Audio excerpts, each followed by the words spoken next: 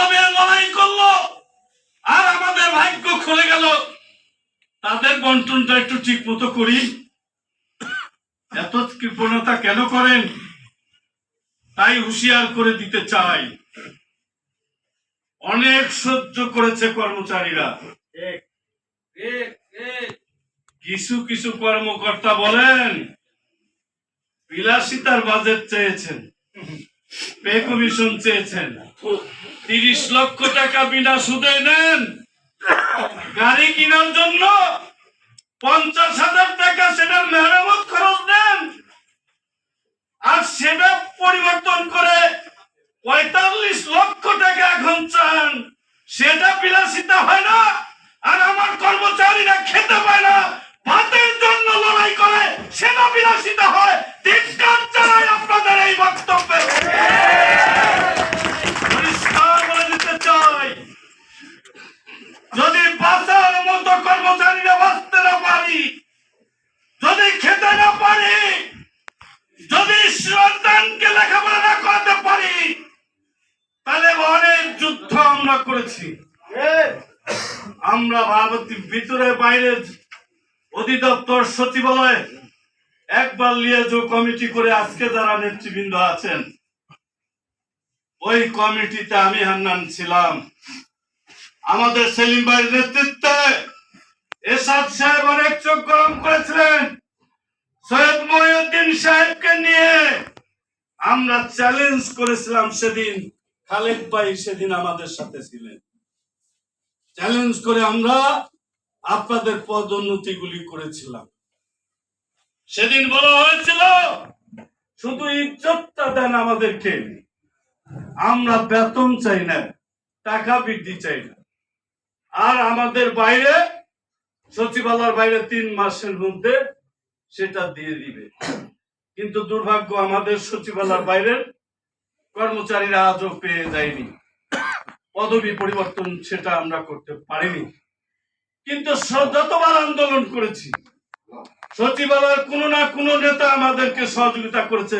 তার মধ্যে খালেক ভাই, যিনি দীর্ঘকাল আমাদেরকে সংগ্রাম আন্দোলনের কর্মচারীদের পক্ষে নিজের চাকরির মায়া না করে আমাদের জন্য কাজ করেছে।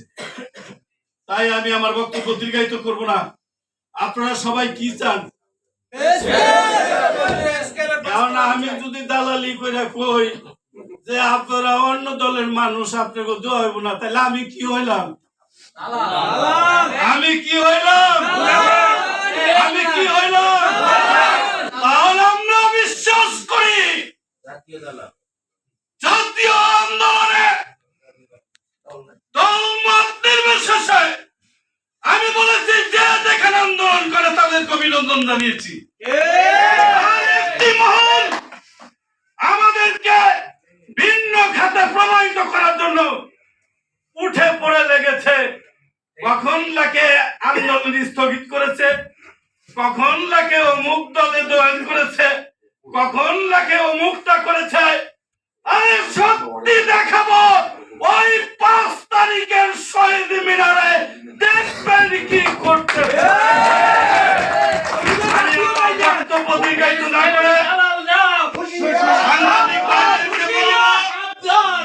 আমরা রাষ্ট্রীয় কর্মচারী, আমরা সরকারি নিয়ন্ত্রণের মধ্যে নিয়ম শৃঙ্খলার মধ্যে শান্তিপূর্ণ সমাবেশ সেদিন ঘটাবো। আপনাদের সকলের ঊর্ধ্বতন কর্মকর্তা যারা সচিবালয় সংসদ ভবনে আছেন, আপনারা আমাদেরকে সহযোগিতা করবেন। সাংবাদিক ভাইদেরকে বলবো সত্যি কথাটি লিখবেন। আমরা রাষ্ট্রের কোনো বিরোধিতা না করে আমরা আমাদের পেটের ক্ষুধার জন্য লড়াই করছি, এই কথাগুলো লিখলে আপনাদের লেখনীর মধ্য দিয়ে আমরা অনেক কিছু পেয়েছি।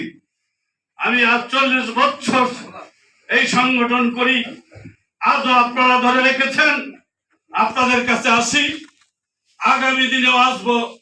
শুধু বলবো সবাইকে ইজ্জত করে কথা বলবেন। যারা আছেন সিনিয়রকে সম্মান করবেন, জুনিয়রকে মায়া করবেন। সংগঠনের সবাই দল মত নির্বিশেষে সবাই ঐক্যবদ্ধ থাকবেন। আমাদের দেশে দেখবেন একটা কাক যদি কোথায় মারা যায়, হাজার হাজার কাক চিৎকার করে, কিন্তু একজন কর্মচারী বিপদে পড়লে আরেকজন কর্মচারী পাশ কাটিয়ে চলে যায়, তাকে দেখতে চায় না। এই অভ্যাস পরিবর্তন করেন। আমরা সবাই এক জাতি, সমস্ত কর্মচারী ভাই ভাই, আমরা একজন বিপদে পড়লে সমস্ত লোক ঝাঁপিয়ে পড়বো। ইনশাআল্লাহ আপনারা ভালো থাকবেন।